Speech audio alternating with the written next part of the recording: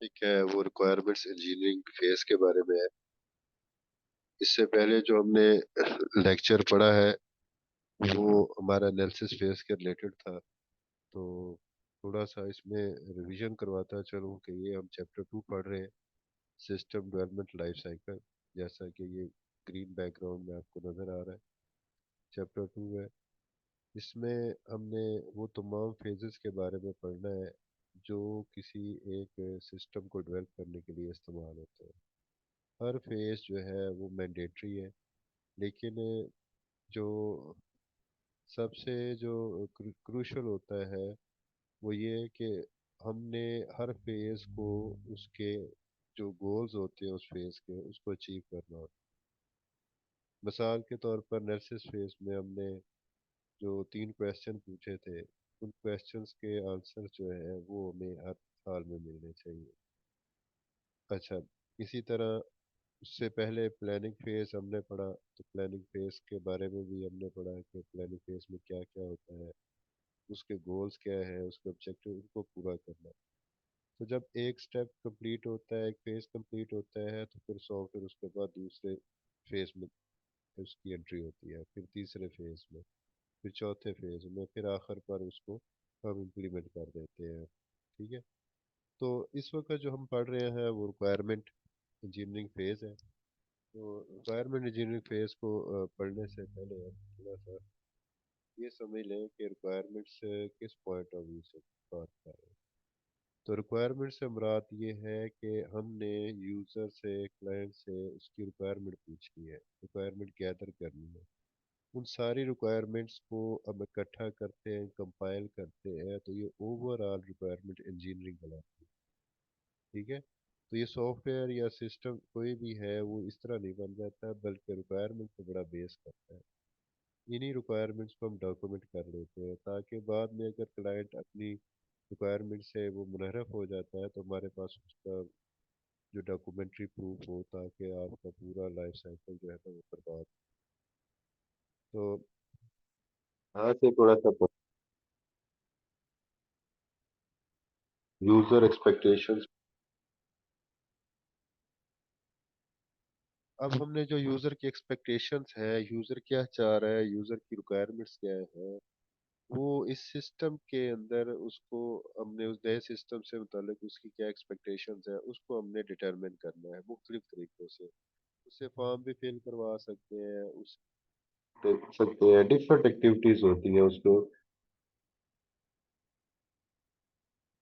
पास जाते हैं तो डॉक्टर आपकी जो है वो बीमारी के रिलेटेड क्वेश्चनर पूछता है, तो कुछ क्वेश्चंस पूछता है, तो वो इसी तरह हमने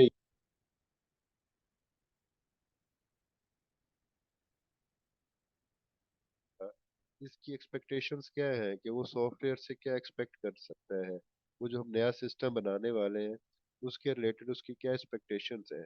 वो एक्सपेक्टेशंस हमने वो इंजीनियर करनी है, वो हमने क्या करना है, उसको बनाना है, हमने रिक्वायरमेंट्स को डॉक्यूमेंट करना है।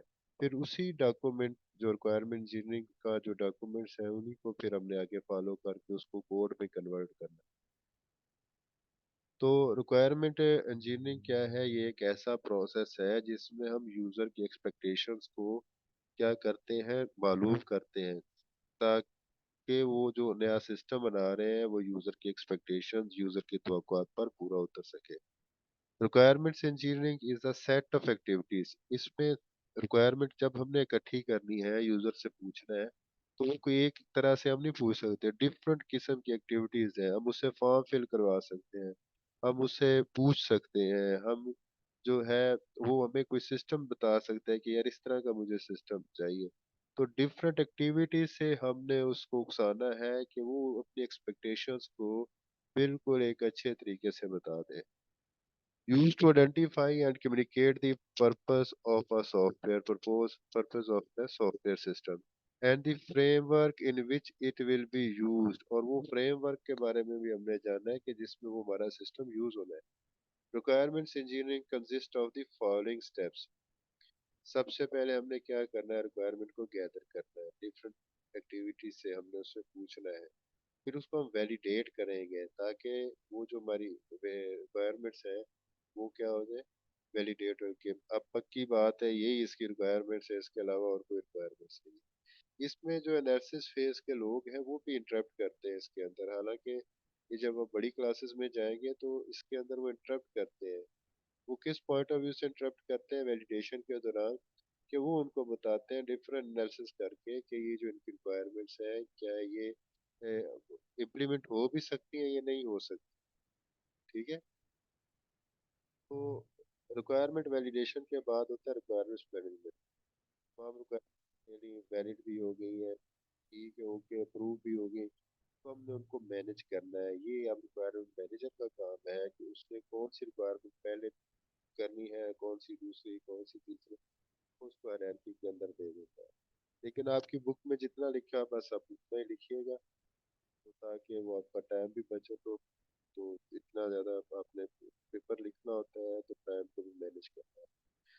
तो पहली जो है requirement gathering is usually the first part of an software any software system development process. In this meetings with customers are arranged. इसमें हम क्या करते हैं, कस्टमर के साथ मीटिंग अरेंज करते हैं, मार्केट रिक्वायरमेंट्स को देखा जाता है इसके अंदर, and features that are in demand are analysed.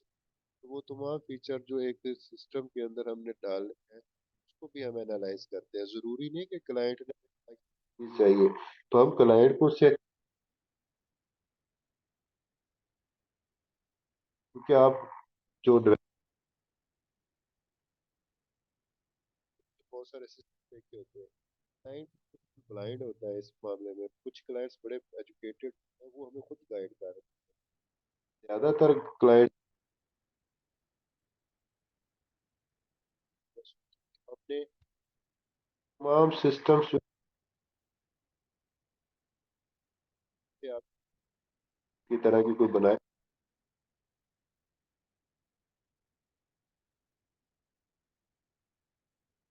कर दिया जाए तो और ज्यादा यहाँ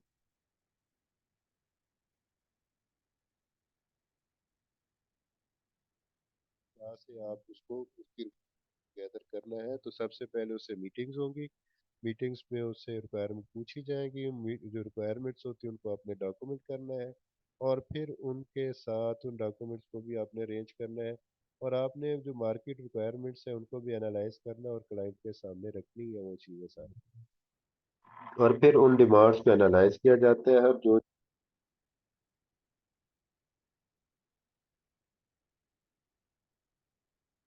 requirements are of two types, functional requirement, पहले वाली गैदरिंग वाला क्वेश्चन है, इसको आपने बस 100% टिक कर लेना इसके ऊपर ये। तो फंक्शनल रिक्वायरमेंट्स क्या है, specify the software functional built into the product to enhance user experience। Requirements वो होती हैं जो यूजर ने तो लाजमी इंसर्ट करनी होती है, क्लाइंट बताए ना बताए, ये डेवलपर ने, और जो डेवलपर है, जो दूसरा इंजीनियर है, सॉफ्टवेयर इंजीनियर, उसने इसमें लाजमी डालनी है ताकि यूजर की जो यूजर ने जो टास्क परफॉर्म करने हैं वो कंप्लीट हो सके। नॉन फंक्शनल रिक्वायरमेंट्स क्या होती हैं, specify the criteria for the judgement of the operations of a system.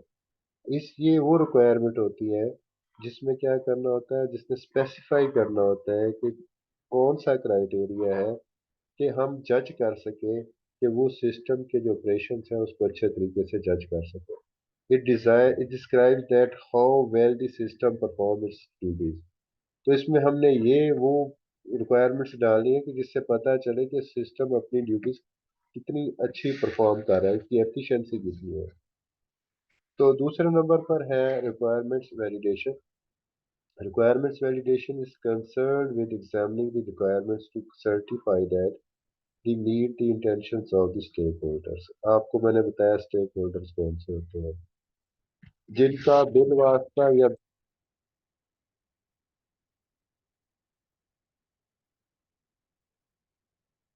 Stake holder जो होते हैं ह्यूमन बीइंग भी हो सकते हैं, कोई सिस्टम भी हो सकता है। तो requirements validation is concerned with किसके रिलेटेड होता है? Examining the requirements to certify that we meet the intentions of the stakeholder. तो अब वैलिडेशन में क्या होता है कि वो रिक्वायरमेंट जो हमने गैदर की है और वो हमने अपने कंप्यूटर सिस्टम में डाल दी है। अब वो सिस्टम में हमने डाल दी है। अब हमने वेरीफाई करना है कि क्या वो तमाम रिक्वायरमेंट्स इसके अंदर मौजूद है जो इस सिस्टम को चलाने के लिए। तो उनको वैलिडेट करने का जो प्रोसेस होता है requirements validation. The validation differs from verification in the sense that verification occurs after requirements have been accepted. तो जब जो रिक्वायरमेंट्स हमने गैदर की है जब वो एक्सेप्ट हो जाती है तो उसके बाद हमने वेरीफाई करना होता है, वैलिडेट करना होता है रिक्वायरमेंट्स को। ठीक है, और जब आप बड़ी क्लासों में जाएंगे तो वेरिफिकेशन और वैलिडेशन में बहुत बड़ा फर्क है। ठीक है, ये इंग्लिश के दो वर्ड्स हैं, they are used for same purpose but system development life cycle के अंदर वेरिफिकेशन और वैलिडेशन बोथ है डिफरेंट मीनिंग। लेकिन आपने भी इसको ऐसे लिख देना जैसे आपकी बुक में लिखा हुआ है, क्योंकि बुक में काफी सारी गलतियां भी होती है। तो हम इसके लिए उसको हाईलाइट करते हैं कि वो इतनी ब्लंडर नहीं होता, मिस्टेक होती है, ब्लंडर नहीं होता। तरह की acceptable requirements recited are reviewed to check if that requirements are completed and accurate. तो रिक्वायरमेंट्स वैलिडेशन फेज में क्या होता है कि रिक्वायरमेंट्स को हम क्या करते हैं, थारोली रिव्यू करते हैं और फिर चेक करते हैं क्या ये रिक्वायरमेंट जो है क्या वो कंप्लीट हो गई है और कंप्लीट होने के बाद क्या एक्यूरेट रिजल्ट्स देगी या नहीं देगी। ठीक है, ये सारा जो है फॉर्म वैलिडेशन के थ्रू में अभी सॉफ्टवेयर में बना। अभी उन रिक्वायरमेंट्स को चेक कर रहे हैं कि क्या ये रिक्वायरमेंट्स बनती भी है कि नहीं बनती। ठीक है ना। Requirements management requirements management is performed to ensure that the software continues to meet the expectations of the acquirer and users। इसमें हमने ये चेक करना है कि सॉफ्टवेयर जो है वो हर वक्त जो है यूजर की एक्सपेक्टेशंस को कंप्लीट करे और जिसने वो सॉफ्टवेयर लेना है उसकी भी जो है वो रिक्वायरमेंट्स को पूरा होता है।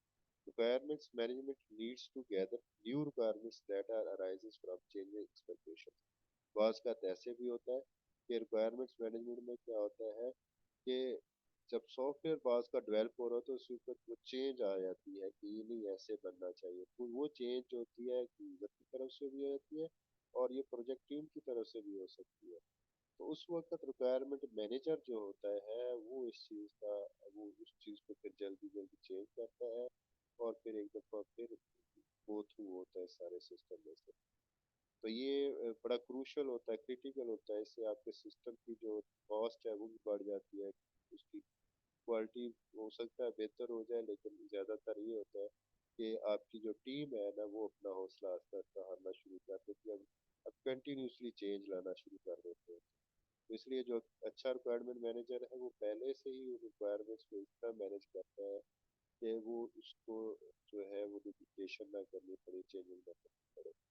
अब इसकी एग्जांपल ऐसे in this student examination system development project, the development team will gather necessary information by interviewing the users, giving questionnaire or by reading the existing documents।